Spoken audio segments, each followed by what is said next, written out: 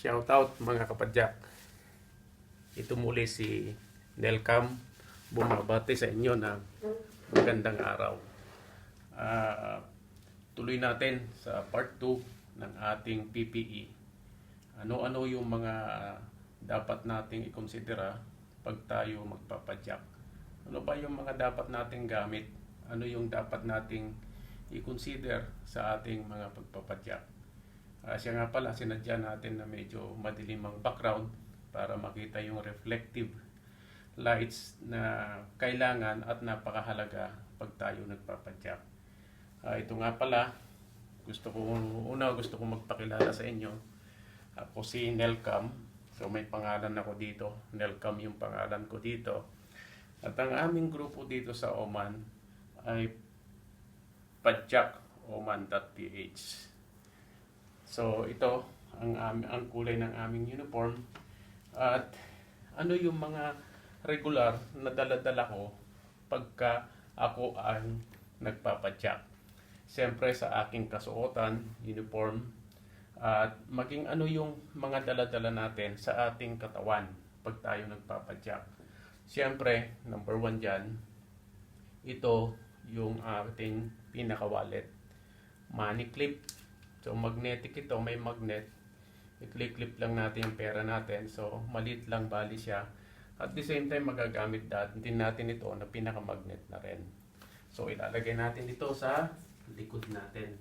Likod. So ano pa yung mahalaga na dala-dala natin sa katawan natin? Itong telephone kasi importante dito yung talk and text. Tsaka ito kasi durable ang battery nito. So maasahan natin ito pagdating sa talk and text. Siya nga pala, kung may mga ibang identity ka pa, bale, pwede mo naman ilagay din lahat dito yung mga ibang telephone number mo pa. Kasi importante lahat yan sa identity at for emergency purposes, magagamit lahat yan. So, talk and text, mahalaga yan kasi yung battery. At pagkatapos, ang pangatlo nating dala-dala, ito, Swiss. Instead na magdala tayo ng Swiss knife, magdala na lang tayo ng card type ng Swiss knife. Ito, 10-in-1 ito. Mayroon ng, kung kailangan mo ng knife, nandito na. Kailangan mo ng scissor, nandito na rin. Kailangan mo ng magnifying glass. Kailangan mo ng tools. Ito, tools na pwede siya sa minus and plus. Mayroon na ring ballpen. Mayroon ballpen kahit na magpapadyak ka, dapat may dala-dala kang ballpen. So, ito 10-in-1 ito, dala-dala mo rin. So, ito kasi repair kit ang tawag dito. Dapat lahat 'yan nasa likuran mo. So, makikita nyo, nasa likuran mo lang nakalagay dapat 'yan. At syempre, since nasa COVID-19 tayo, dapat meron kang sanitizer. Lagi mong dala-dala para hugas kamay, kung kakain ka ano pa man, bago mo salingin ang iyong muka, o for safety reason lahat yan. For safety purposes. Ilagay mo lahat yan sa likuran mo. Pagkatapos siyempre ang ating face mask. Yung face mask natin, dapat naka-ready rin. Para sa alikabok, sa usok, at sa anumang protection na rin sa pandemya. So sa pandemic na laganap dito sa buong mundo. So, liban dito, ano pa ang pwede natin aside from diyan sa ating face mask, pwede rin namang isuot mo ito pagka mainit kasi ang araw. Kailangan protektahan mo rin yung leg mo. So, pwede mo rin gamitin itong ginagamit namin ito. Adjustable to, pwede mo iakyat hanggang sa yung matatakpan na yung ilong mo. Protektado na rin pati yung leeg. Ngayon, ang susunod na gusto kong i-discuss sa inyo, ito helmet pangkaraniwan na ito na gamit natin. So hangga't maaari, napaka-importante, katulad ko, nasa Middle East ako, dapat ito yung Arabic telephone number ko dito sa Oman. At mayroon pa rin akong number na English version naman dito sa loob. Tapos mayroong reflective. So reflective light. Pinaka-reflector ito na kinat ko dito, isang portion dito na kinat ko, yung nakat ko dito, nilagay ko dito sa helmet ko. Yan, ito yung pinakamahalaga na gamit natin sa pagra-ride. So aside dito, mayroon pa rin tayong mga uniform na ginagamit. Katulad nitong suot ko. So since short sleeve ito, pwede rin natin lagyan bali ito ng pinaka para hindi masunog ang ating, para maprotektahan ang ating mga braso, kamay, gagamitin natin ito. Pati itong ating guantes. Ito. Ngayon, gusto ko lang ipaliwanag sa inyo ang halaga ng ating safety vest. Kasi required kahit saan. Kung hindi man, required mo na rin sa sarili mo na dapat protektahan mo ang iyong pangangatawan. Pinaka-PPE natin, halimbawa ito, since short sleeve, ito, may mga combine naman ito pag mga binili nyo. Ang mahalaga dito, mayroong pinaka-padding sa loob. Ito yung short na ginagamit sa ride. So, ang mahalaga dito, mayroong pinaka-padding. Suporta rin ito para hindi masakit sa pag-upo. Kaya mayroong pinaka-padding na tinatawag o foam. Ngayon, halimbawa ang ride nyo sa araw, siyempre malakas ang init ng araw, parang yung ginagamit din ng mga babae. Meron tayong pang cycling din na ito, isusuot mo muna bago itong short. So ipapadoble mo ito at pang ibabaw yung short para hindi ka masunburn. Ngayon, pagdating sa, kung gusto mo naman ng long sleeve, halimbawa nag long sleeve ka sa pagpadyak, ito long sleeve. So mayroon ka ng proteksyon sa kamay. So ang gagamitin mo na lang na safety vest, ito na lang ang safety vest na nababagay sa kanya. Itong ginawa kong ito para sa long sleeve. Pagka long sleeve, ito yung ginagamit ko. At pag ito namang uniform na to, kung itong uniform bali ang gamit, ito naman ang safety vest na aking ginagamit. Ito, ang safety vest na ginagamit ko para reflective o nakikita ka kahit sa dilim. So sinadya ko nga pala na may konting ilaw para nakikita nyo yung halaga ng mga reflection.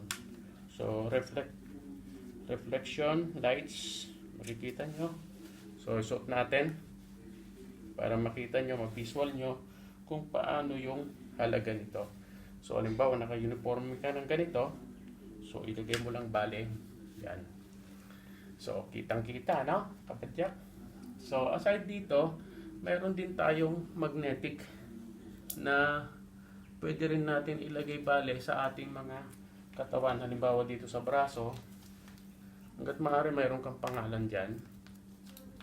So pwede mong ilagay sa braso itong magnetic reflective na to para sa visual, makikita ka.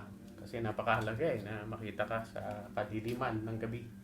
Kasi hindi natin kilala yung mga pag-uugali ng mga ibang mga driver. Yan. So kung minsan naman, nilalagay ko naman ito sa paa, dito. So, ang maganda lang kasi pag nasa paa, habang pumapadyak ka, nakikita bali yung pinaka-lights niyang gumaganon. Ngayon, pagkatapos mong mag-ride, pwede mo ring ilagay sa body ng yung bike. Ito. Yan. Additional na reflector na rin sa yung bisikleta. So, na-discuss ko na rin bali ito sa part 1 ng ating safety and PPE. Ngayon, isa pang konsiderasyon dito, yung ating saddle bag. Ito yung ating saddle bag. Napakahalaga na dapat na ikonsidera ang saddle bag. Dahil sa ito, sinadya ko nga pala ito, pinix ko na pagka halimbawa mahalaga naman ang sitwasyon o pupuntahan, kakain o ano pa man, yung madali lang siyang mai-release. So ito yung aking tinahi. Tinakaihi ko lang dito, nilagay ko na rin ng fix na reflector light dito. Ito lagayan ng mga gamit ng ating bike. So lagay na interior, pati sa pang patchy natin pagka nagkaroon ng problema sa gulong, nandito na lahat. Ngayon, dito naman, dito yung lalagyan natin ng wallet at mga personal belongings natin na hindi kayang kargahin ng ating likod. Yan. Dito natin ilalagay yung wallet at iba pang mga dalahin natin. Ngayon, mayroon din tayong lalagyan ng tubig para kailangan ready tayo sa lahat. Ngayon, ang ating shoes, mapapansin nyo, hindi naman kailangan napakamamahalin lahat ng gamit. Ang pinakamahalaga lang dito, yung reflected, yung nakikita ka talaga, mabivisual ka, kahit na nasa gabing-gabi ka, nasa sitwasyon na napakadilim ng paligid, kitang-kita ka kasi minsan lang ang buhay ng tao. Dapat pag-ingatan na natin. Katulad ng sinabi ko nga sa inyo sa ating part 1 ng ating safety PPE, wala tayong mabibiling spare parts ng katawan natin. So ito nga rin yung pinakalock ng ating bike.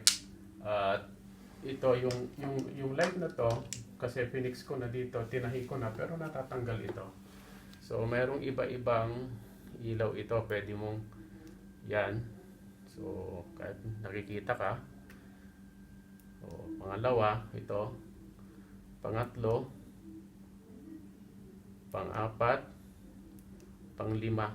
Ito ang advisable na klase ng lights na dapat na gamitin kasi mas tumatagal din ang kanyang battery pagka hindi siya steady na nakailaw lang. So pagka natapos na uli ang ride, siyempre i-charge mo na uli. So naka-fix lang dito dito. Ngayon, ganito ang mga number 1 o importante na dapat na i-consider natin pag tayo nagra-ride. Una nating isipin yung mga bagay na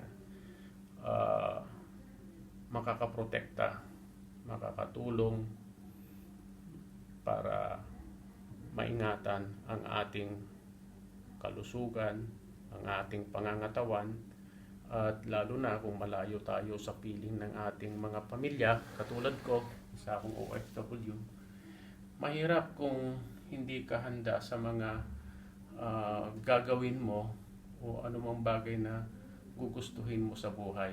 Kaya dapat lagi mong ikonsidera, may konting investment dito, may gastos dito, pero ang importante naman masaya, at ito gamot din naman ito sa mga sakit. Minsan tinatawag ang gamot ito dahil sa edad kong ito, almost senior citizen na rin tayo, pero awa ng Diyos wala pa tayong mini-maintain kasi ang gamot lang yan. Una, masaya ka, nakuha mo yung gusto mong passion, masaya ka sa ginagawa mo, at napagtatagumpayan mo lahat ng lungkot na nangyayari sa iyo, kahit nasaan ka man. Shout out nga pala sa aking pamilya sa Pampanga, sa Isabela, at maging sa aking mga kaibigan sa Pampang Elementary School. Mag-ingat tayong lahat, at regard sa inyong lahat, mag-ingat kayo. At ang aking panalangin, sana pagkatapos ng pandemic, pagkatapos ng COVID-19, payapa tayong magkita-kita muli at maging masaya na naman tayong magkakasama, banding uli sa ating mga lakad. Tuloy natin ang padyak kahit na nasa Pilipinas na tayo. So, salamat. Maraming salamat sa inyong lahat.